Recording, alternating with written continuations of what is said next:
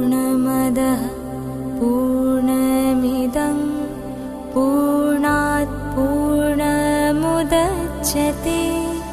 पूर्णस्य पूर्णमादाय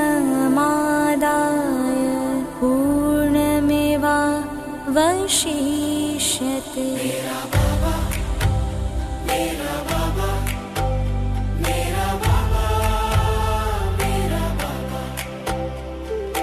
शांति का सागर है मेरा बाबा, शक्ति का सागर है मेरा बाबा, प्रेम का सागर है मेरा बाबा, ज्ञान का सागर है मेरा बाबा, करुणा का सागर है मेरा बाबा, धैर्य का सागर है मेरा बाबा, सत्य का सागर है मेरा बाबा, पवित्रता का सागर है मेरा बाबा, रूप का सागर है मेरा बाबा, मधुरता का सागर है मेरा बाबा, मेरा बाबा, मेरा बाबा, मेरा बाबा, मेरा बाबा, मेरा बाबा, मेरा बाबा, मेरा बाबा,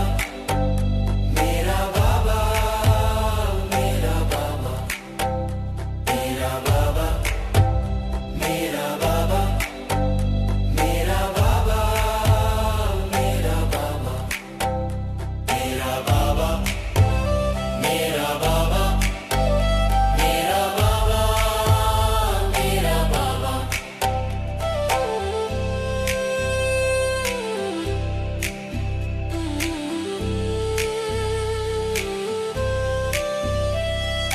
याद प्यार का सागर है मेरा बाबा, आनंद का सागर है मेरा बाबा, दया का सागर है मेरा बाबा, नम्रता का सागर है मेरा बाबा, ऊर्जा का सागर है मेरा बाबा, नवीनता का सागर है मेरा बाबा, उमंग का सागर है मेरा बाबा, उत्साह का सागर है मेरा बाबा, उजाले का सागर है मेरा बाबा, स्थिरता का सागर है मेरा बाबा।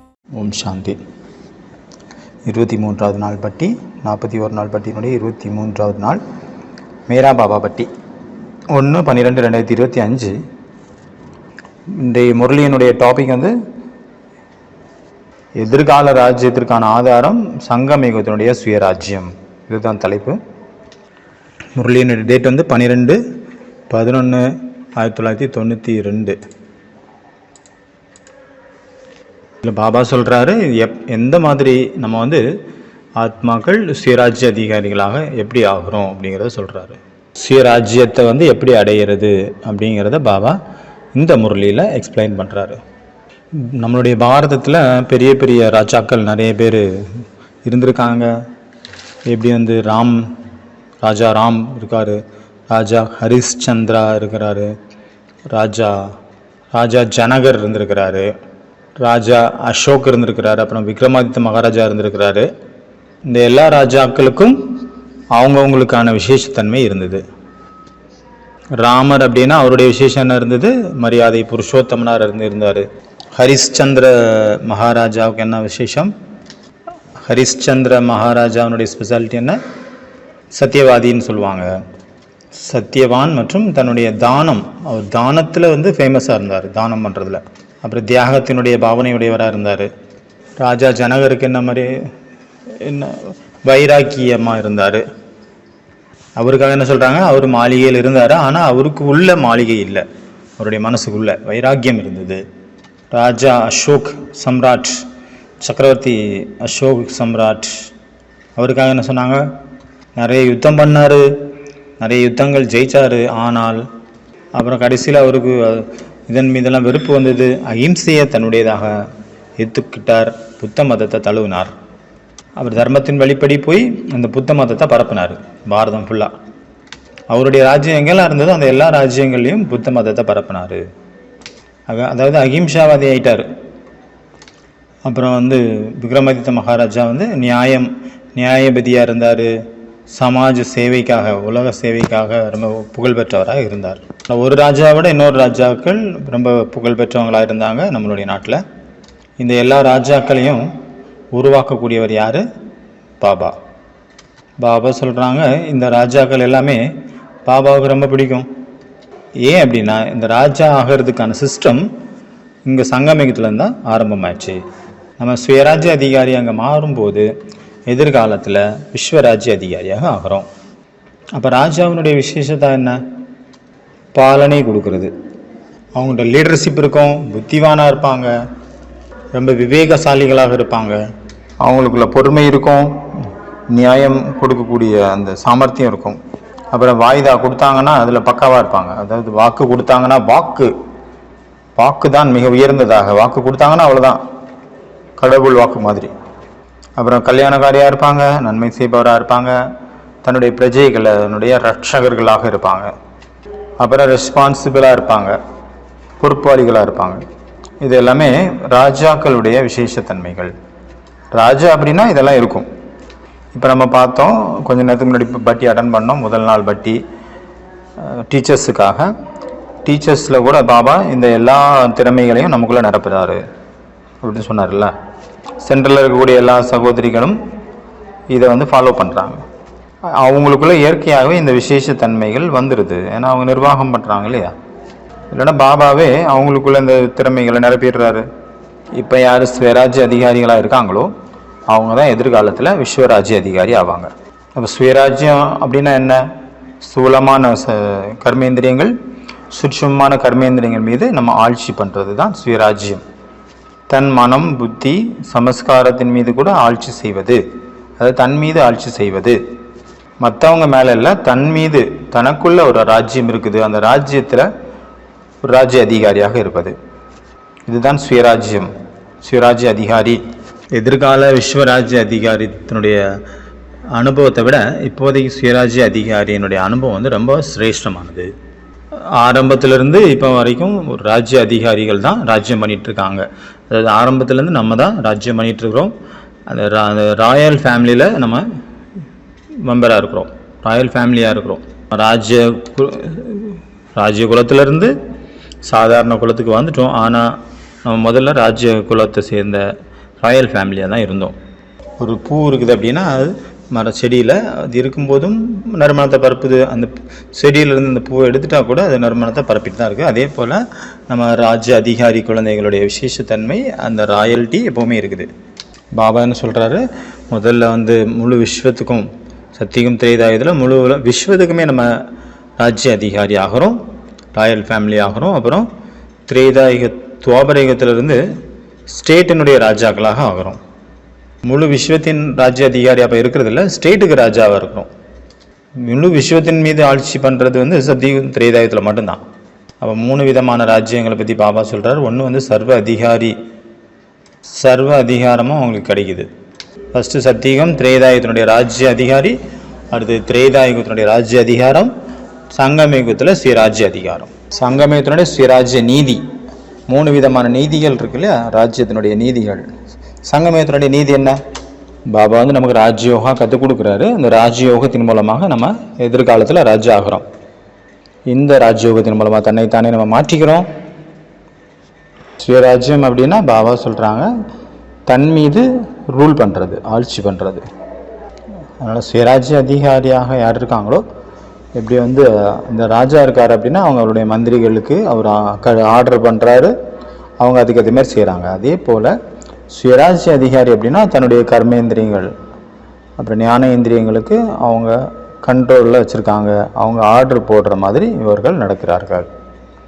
தன்னுடைய சமஸ்காரங்களுக்கு அவங்க வசமாகிறது கிடையாது, சமஸ்காரங்களை அவங்க தன்னுடைய வசத்தில் வச்சுருக்காங்க. அதனால் பாபா சொல்கிறாங்க சமஸ்கார மாற்றத்தின் மூலமாக சன்ஸ்கார் மாறும், அதாவது உலகம் மாறும். சுய மாற்றத்தின் மூலம் உலக மாற்றம். நம்மளுடைய சமஸ்காரம் என்ன? தெய்வீக சமஸ்காரம், அதுதான் ஒரிஜினல். சுயராஜ்யத்தினுடைய நீதி பாபா சொல்கிறாங்க தன்னுடைய மனம், புத்தி சமஸ்காரத்தை தன்னுடைய கண்ட்ரோலில் வைக்கிறது.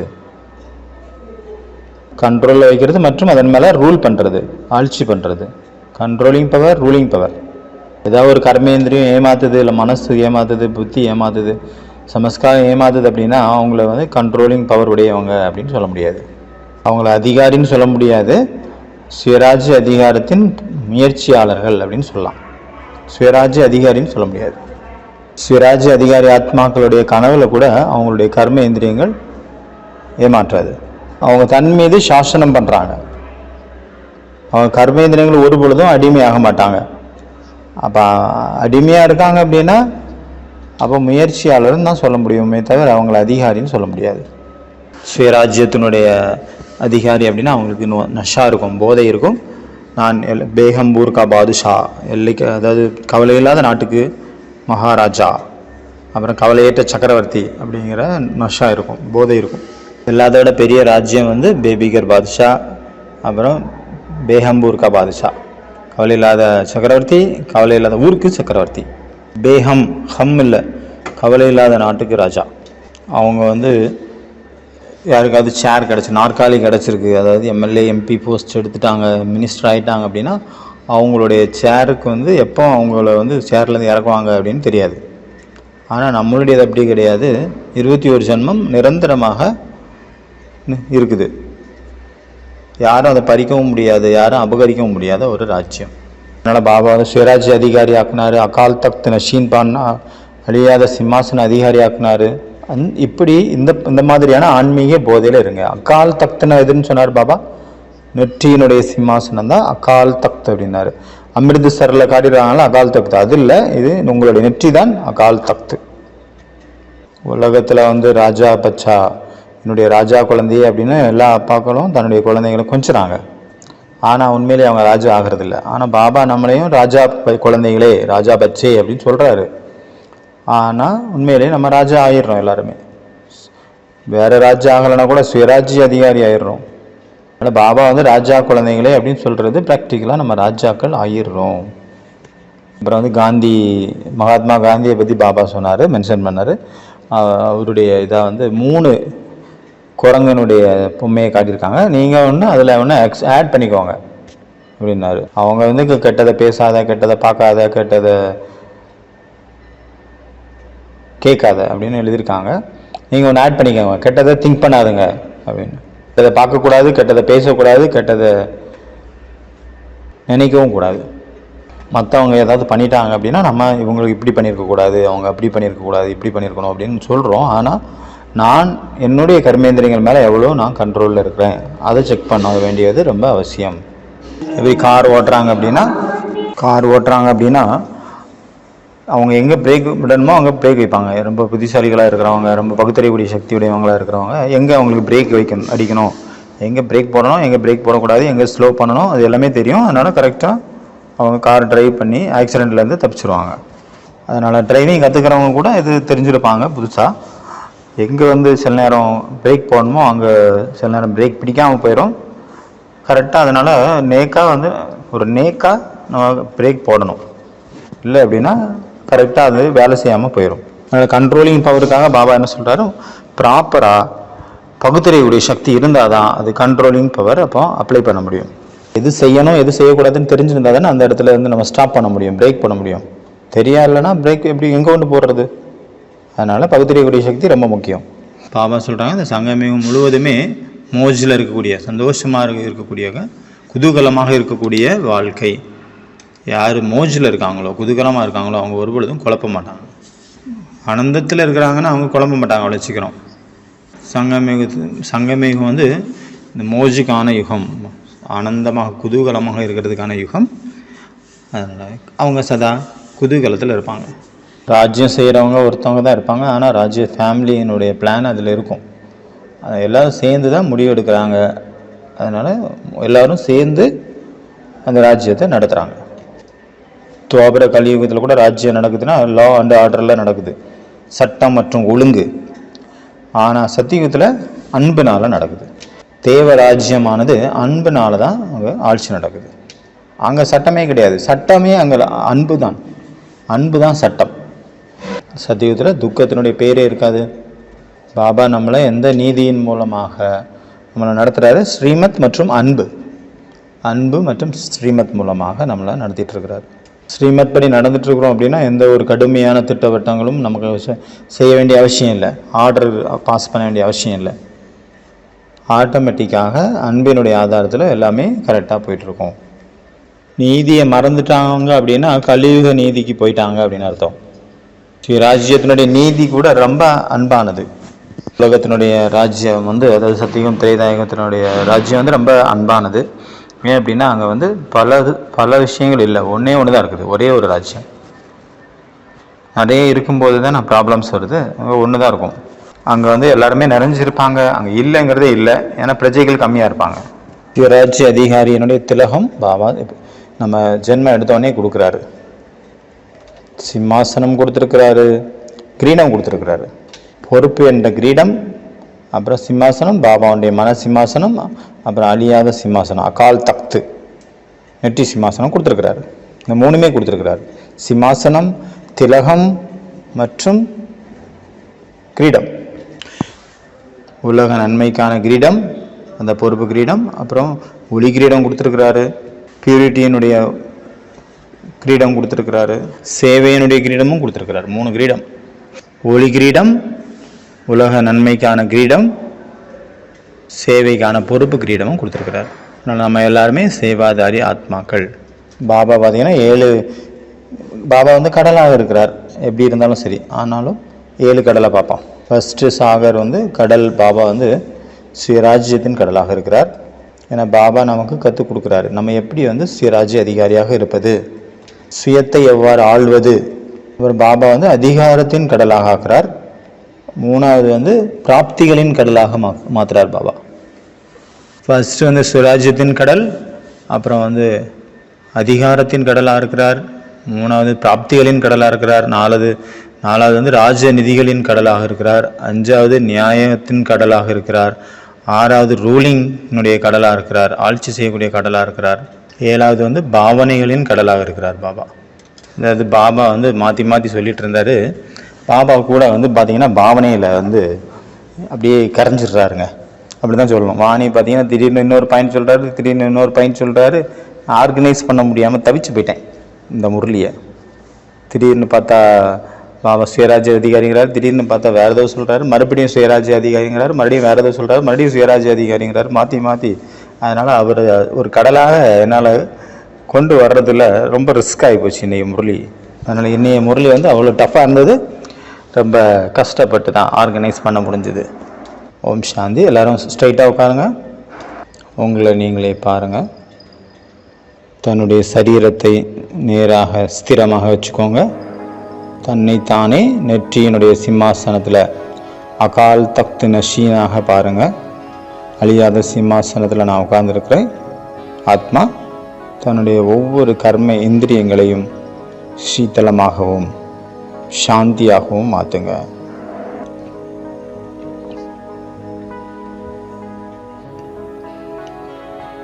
நான் என் மீது ஆட்சி செய்ய வேண்டும். நான் என்னுடைய கர்மேந்திரியங்களை என்னுடைய கட்டுப்பாட்டில் வைக்க வேண்டும். எப்படி பிரம்மா பாபா தன்னுடைய கர்மேந்திரியங்கள் மீது வெற்றி அடைந்திருந்தார், சுயராஜ்ய அதிகாரியாக நிலைத்திருந்தார், அதே போல பிரம்மா பாபாவுக்கு சமமாக நானும் சுயராஜ்ய அதிகாரியாக வேண்டும். தன்னுடைய கண்கள் மீது முழுமையான கட்டுப்பாடு வைக்கிறேன். அப்புறம் வாய் மூலமாக இனிமையான வார்த்தைகள் மட்டும்தான் நான் ஆத்மா வெளிப்படுத்துவேன். நான் ஆத்மா சுயராஜ்ய அதிகாரியாக இருக்கின்றேன். நான் முழுமையாக என் மீது ஆட்சி செலுத்துகிறேன். இதை பொறுத்துதான் எதிர்கால விஸ்வராஜ்ய அதிகாரியாக ஆகின்றேன்.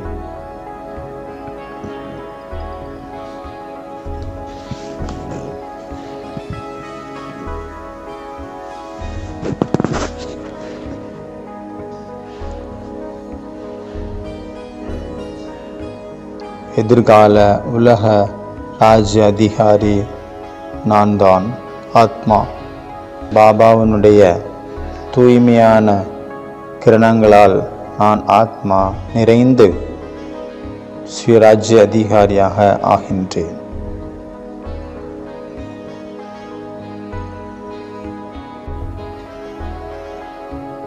நான் ஆத்மா சுயராஜ்ய அதிகாரத்திலிருந்து விஸ்வராஜ்ய அதிகாரி ஆத்மா ஆவேன்.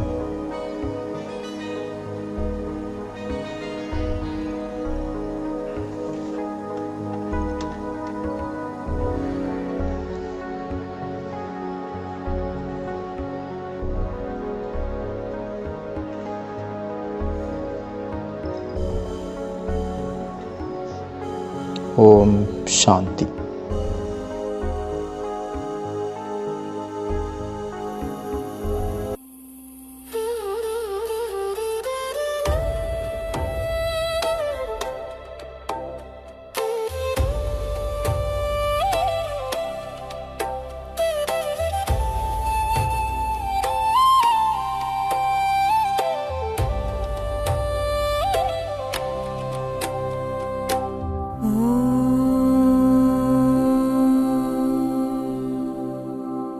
पूर्णमदः पूर्णमिदं पूर्णात् पूर्णमुदच्यते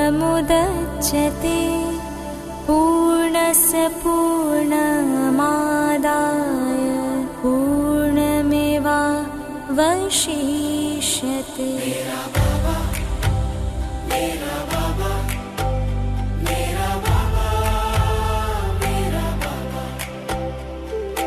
शांति का सागर है,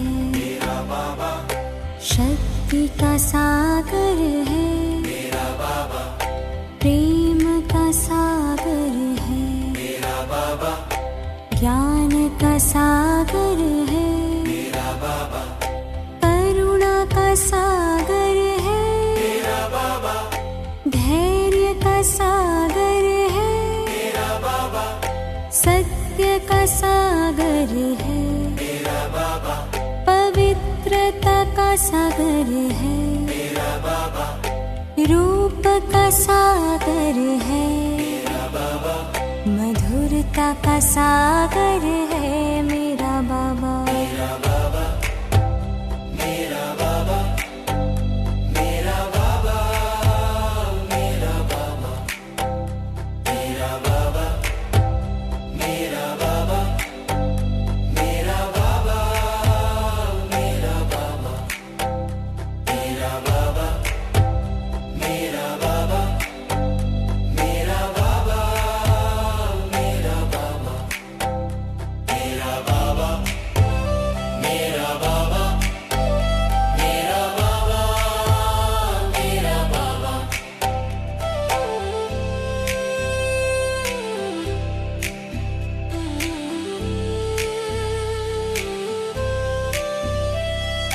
याद प्यार का सागर है,